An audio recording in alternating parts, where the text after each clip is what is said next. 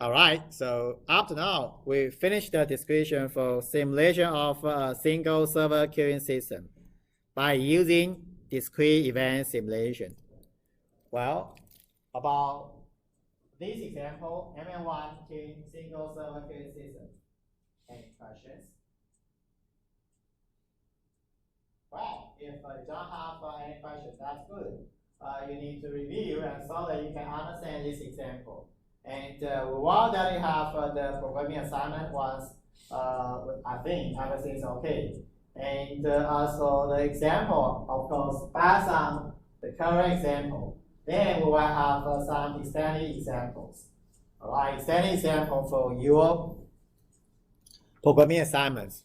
As for programming assignments, I plan to have 4 weeks for you to finish the first assignment.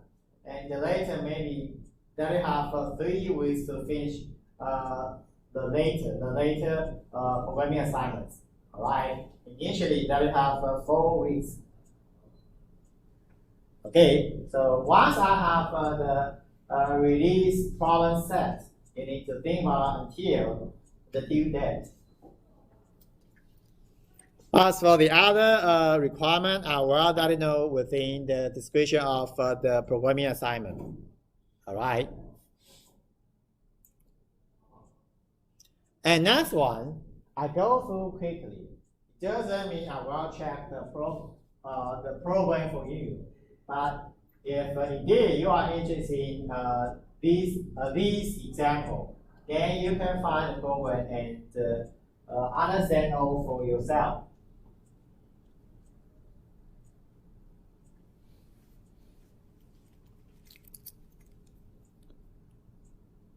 All right, so first of all, inventory system. So inventory system, in fact, it's a different field.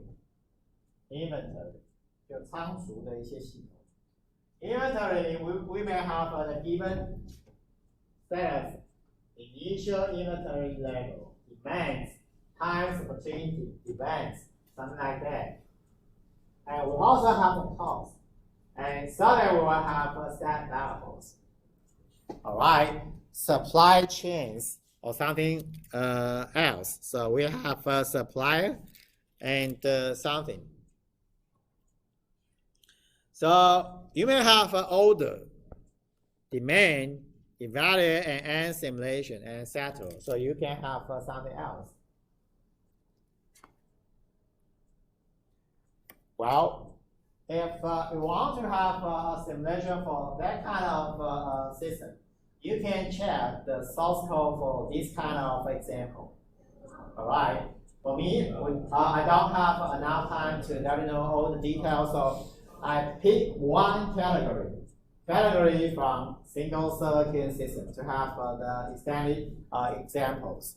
So the possible extended example, you can try to check these. Actually, in the textbook, we have the example for that. Or maybe you need to have a bit more complicated system by using the following architecture. Parallel or distributed simulation using the HLA, high level architecture. That's possible. So if you want to do something like that, you can use this concept as well. As for the concept, it looks like this. Yes, we need to have multiple processors. Well, sometimes for you, it's possible to have multiple processors. Why we want to use multiple processors? Because we want to reduce execution time. Right? Using parallel concept with multiple processors, we will have an efficient way to have the results. And this one done by dividing model into several, here we call logical process. So we have LPs. And if we have multiple LPs, the problem here should be determine LPs happen in a proper sequence. All right. So in a proper sequence, and so that you know which one should be executed first. Well, because of multiple processes, of course, we have parallel simulation, so that you need to have synchronization. As for synchronization, we may have the following two ways: conservative and optimistic. Conservative one says no violations. All right, and for optimistic, sometimes it may happen, but do our best. So that's why it's called time warp. So time warp mechanism. Sometimes you may have the violation, still allow violation. Well, I did not address all the details. I just let you know we have these. But hopefully we expect to have the conservative way, and so that you can have the exact simulation. So the others you can try to find HLA federation. And HLA federation, we want to keep that simple. Well, sorry to let you know the key terms. So let me go through the key terms quickly.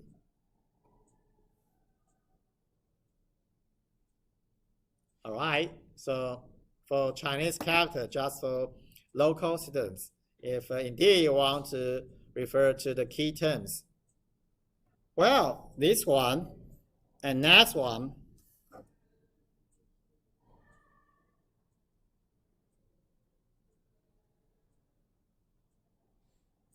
All right.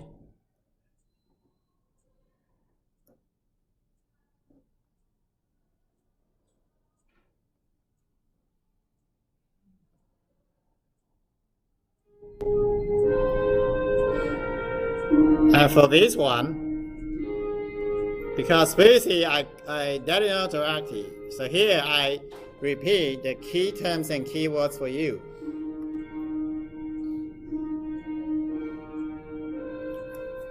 Well, let me finish this one. In fact, we want to have the distributed architecture. So we have the simulation fabric.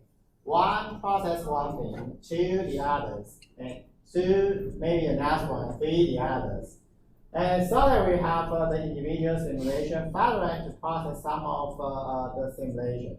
But we need to work together, and we need to have the infrastructure, runtime infrastructure. And this is the general concept, and so that you can use the HLA, and it is called the HLA federation.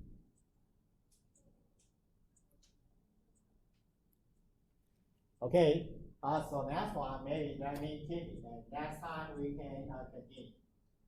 All right, so I don't know the example, everyone, and also the others, if possible, you can try to think.